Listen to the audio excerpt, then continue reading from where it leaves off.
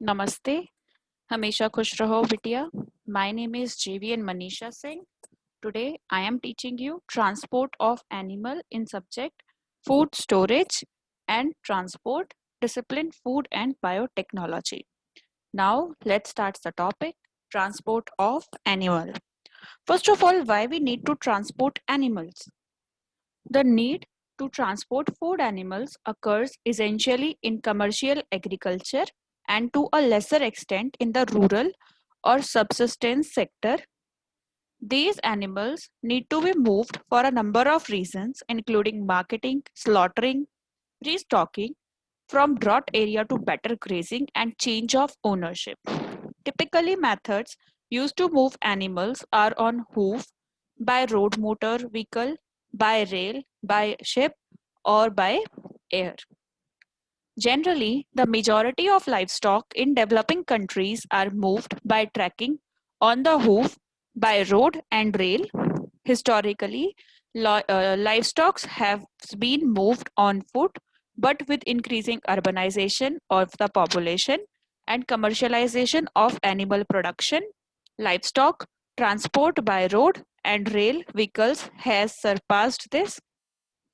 Transport of livestock is undoubtedly the most stressful and injurious stage in the chain of operations between farm and slaughterhouse and contributes significantly to poor animal welfare and loss of production.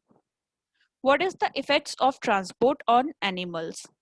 Poor transportation can have serious deleterious effects on welfare of livestock and can lead to significant loss of quality and production. Then effects of transport and movement include the stress that leads to DFT, beef and PSC pork, then bruising perhaps the most insidious and significant production waste in the meat industry. Trampling leads to this occurs when animals go down due to slippery floors or overcrowding. Another effect is suffocation. This usually follows on trampling. Heart failure occurs mostly in pigs when overfed prior to loading and transportation. Heat stroke. Pigs are susceptible to high environment temperatures and humidity. Sunburn. Exposure to sun affects pigs seriously. Bloating. Restraining ruminants or tying their feet without turning them will cause this. Then poisoning. Animals can die from plant poisoning during trekking on hoof. Predation. Unguarded animals moving on the hoof uh, may be attacked. Then dehydration. Animals subjected to long distance travel without proper watering will suffer weight loss and may die. Exhaustion. That is may occur for many reasons, including heavily pregnant animals or weaklings, then injuries, broken legs, broken horns, etc., and fighting. This occurs mostly when a vehicle loaded with pigs stops or amongst horned and polled cattle. Then method of transportation. For the cattle, the most appropriate method of moving cattle are on the hoof, by road motor vehicle or by rail wagon. Moving cattle on the hoof, that is tracking, is suitable only where road and rail infrastructure does not exist or when distances from farm to destination are short. This method is slow, and fraught with risks to the welfare and value of the animals. Rail transport is useful for the short haul journeys where loading ramps are available at railheads and communication is direct to the destination. Road motors uh, transport is by far the most versatile, the method of first choice, and the most user friendly. The most satisfactory method of transporting cattle is road motor vehicle, and moving by rail truck require more careful management and tracking is satisfactory for well planned distances. Sheep and goats are of the food animals.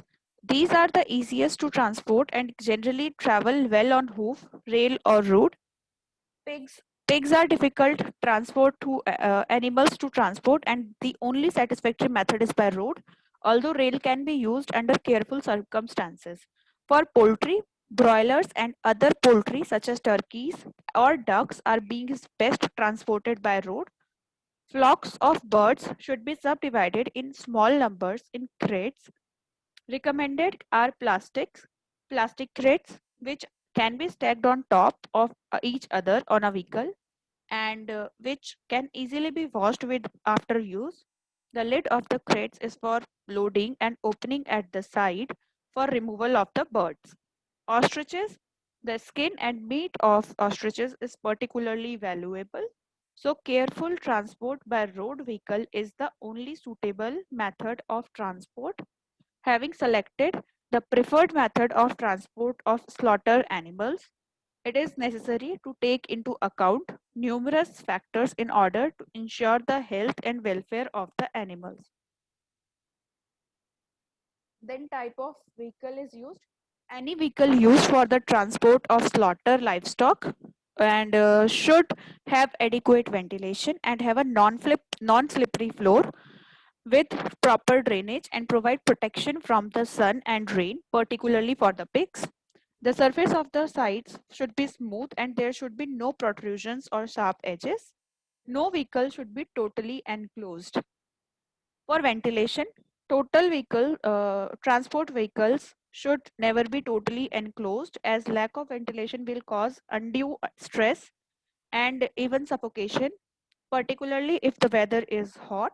Poor ventilation may cause accumulation of exhaust fumes in road vehicles with subsequent poisoning.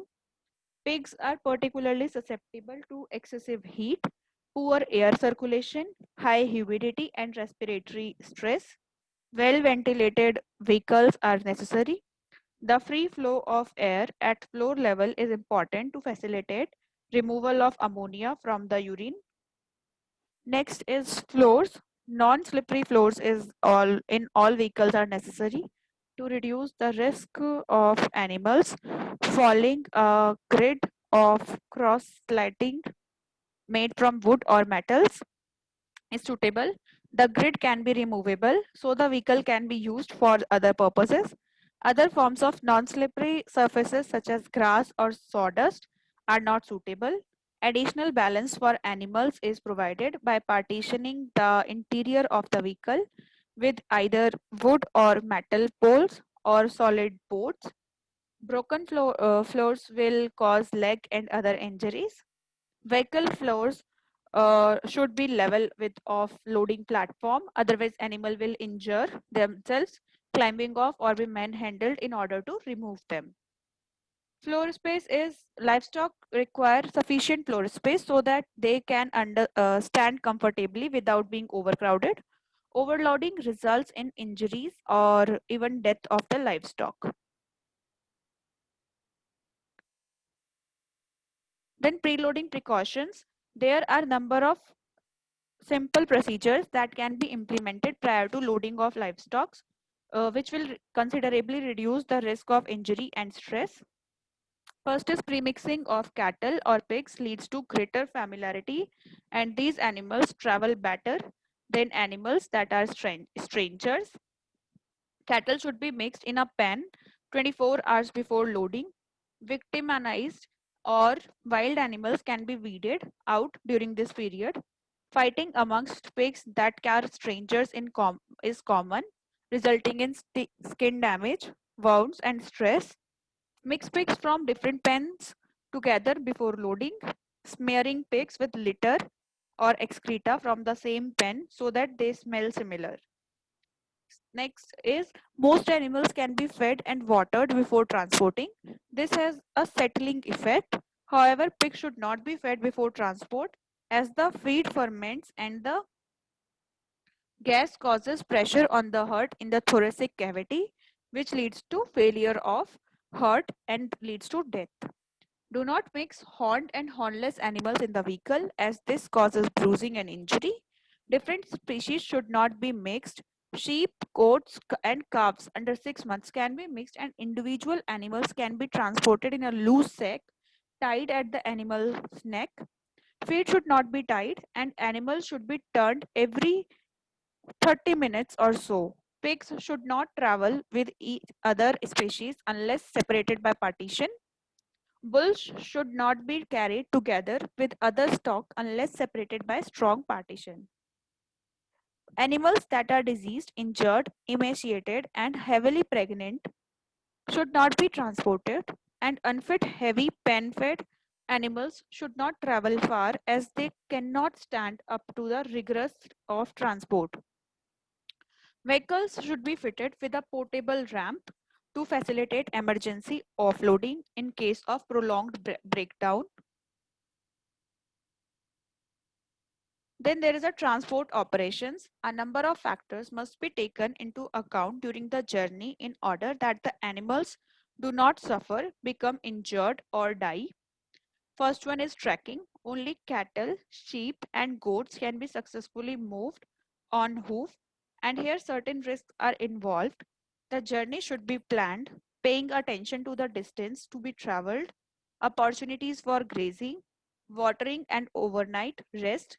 Animals should be walked under the cooler times of the day, and if moving some distance or to a railhead, they should arrive with sufficient time to be rested and watered before loading. The maximum distance that these animals should be tracked depend on various factors such as weather, body condition, etc.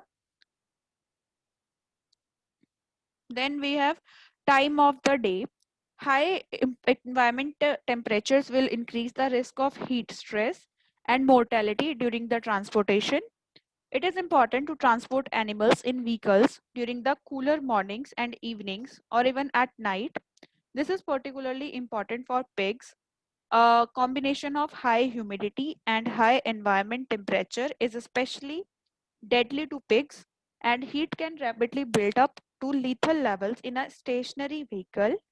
Wetting pigs with water will help keep them cool. Then duration of journey, where possible journeys should be short.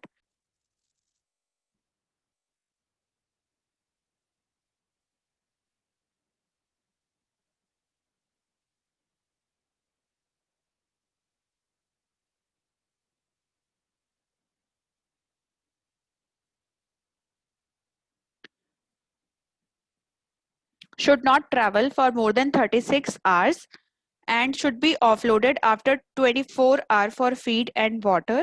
If the journey is take longer than that, pigs should have access to frequent risk of water during long journeys, particularly in hot and humid conditions. There are recent moves in developed region seeking to limit the duration of livestock transports to 8 hours or less. Then driving. Vehicles should be driven smoothly without jerks or sudden stops. Corners should be taken slowly and gently. The second person should be in attendance to spot downers animals so that the vehicle can be stopped and the animal lifted. Train drivers should avoid fly shunting of trucks with livestock. Then wind chill. Wind blowing on wet animals being transported in cold weather causes a wind chill factor where the body temperature is considerably reduced, resulting in severe stress or deaths. Hope you all are satisfied with this session. This session is powered by Digital Version 2.0 Jyoti Vidyapeeth Women's University Jaipur. If you have any query, please mention it in our comment box. I will resolve them whenever we have a live session. Thank you so much for watching this video.